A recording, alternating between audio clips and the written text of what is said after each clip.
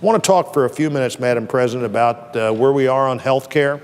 I know that there was an attempt in recent days to take a victory lap, and maybe again today, over a number of people that sign up. I'll just say one more time, I don't think that's the way you can measure this. I said when the website wouldn't work, we can't measure this by whether the website works or not, because surely the website will eventually work. And frankly, we shouldn't measure this by how many people sign up, because the people that sign up don't have any other option.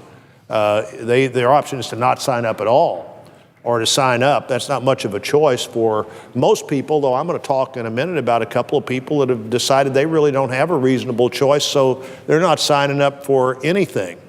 But we need to be sure that this government does what's necessary to create access to what's been the best healthcare system in the world. We all want people to have access to that system. The question really is, are we doing that the right way? Now, the polling clearly shows that people don't think we're doing that the right way, and the president's numbers reflect that. The Kaiser Family Foundation poll shows that just 38% of people think the law is working as intended.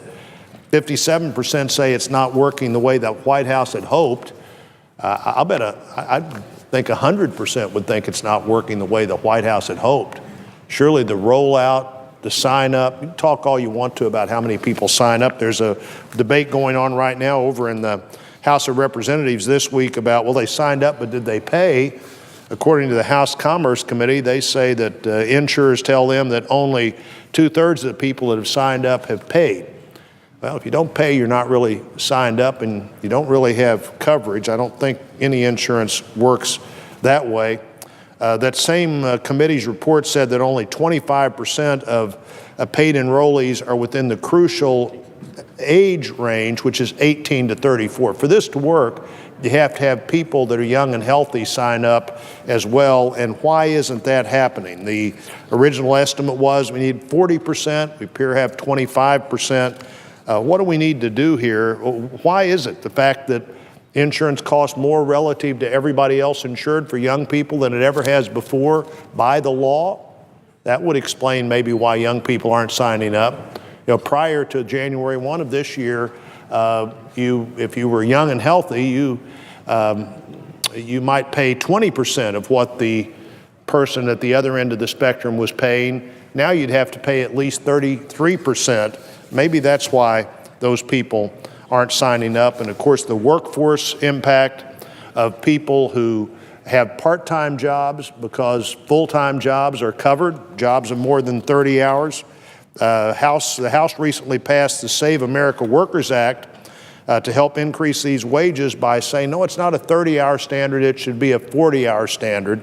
I'm a co-sponsor of the Senate bill that would do that same thing that Senator Collins has been advocating for months now.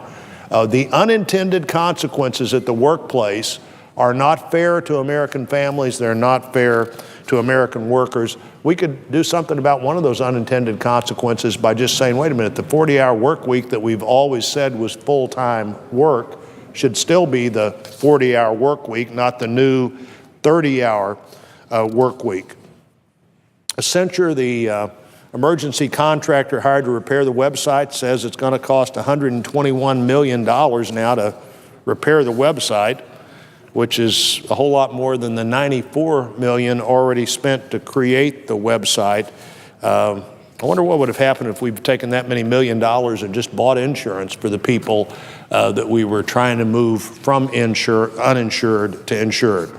And let me say, I'm going to give about 3 more examples today, and I went through a number, but my time's limited on the floor today, and I've got this down to a handful at least of examples of things we've heard from people we've heard from in the last few days about families that are dramatically impacted by this.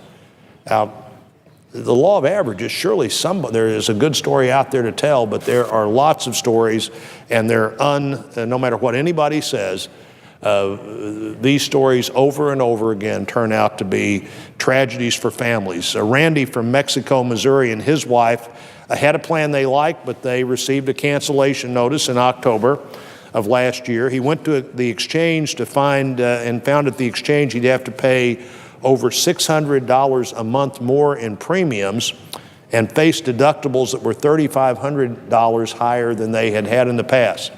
So $600 increase in premiums, $3,500 higher deductibles. The cheapest plan available to Randy and his wife would have them paying $14,000 in premiums a year, and they'd have $11,000 deductible before the insurance would pay anything, $25,000.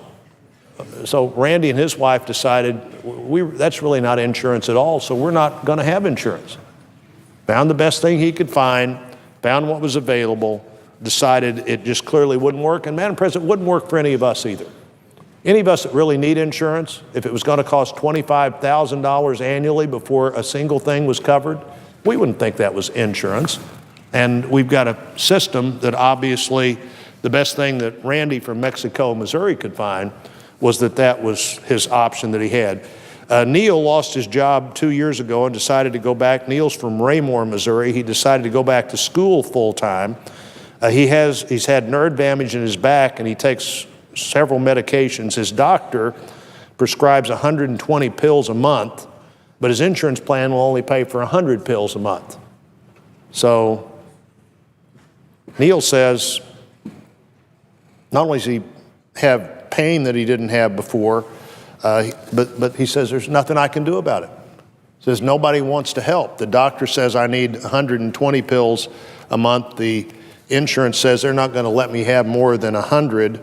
I think he wishes this was between he and his doctor instead of he and his insurance company. Myron from Hannibal, Missouri, and his family have annual premiums that went from $2,200 to $6,500, a $4,300 increase. He found his doctor is no longer in the network. He doesn't want to have a new doctor. He liked his old insurance, but it was canceled, and he can't get to the doctors he used to use with his new insurance. Campus problem, young, healthy son on the campus. His insurance was $550 a semester last semester. This year it's $770 a semester, so he can have the same insurance that in all likelihood he won't use because he is, after all, young and healthy. But the 40% increase is an increase that the law almost requires, because the law went from 5 different categories of people to be insured to 3, and the top one can't pay more than 3 times what the bottom one pays. And one final story, this is Dennis from Dexter, Missouri, near Missouri's Boot Hill. He's an insurance broker. He says he has lots of stories he could tell, but the one that came to mind that he told us about this week was that people had had a nationwide network of doctors in a plan he used to sell.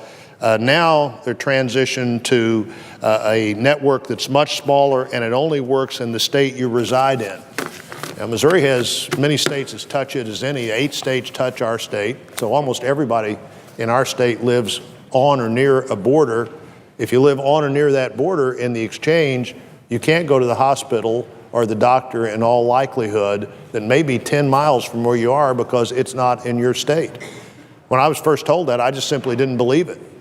And the more we checked into it, the more we found out that's what people were finding over and over again. The policies they could get didn't allow them to go a reasonable way if they had to cross a border. So we have work to do. I hope we can do it. I think there are ways we could work together, but the real thing we have to solve here is better health care for families and affordable health care and health insurance for families. It's not happening right now. I hope we move to a better place, and I would yield the floor.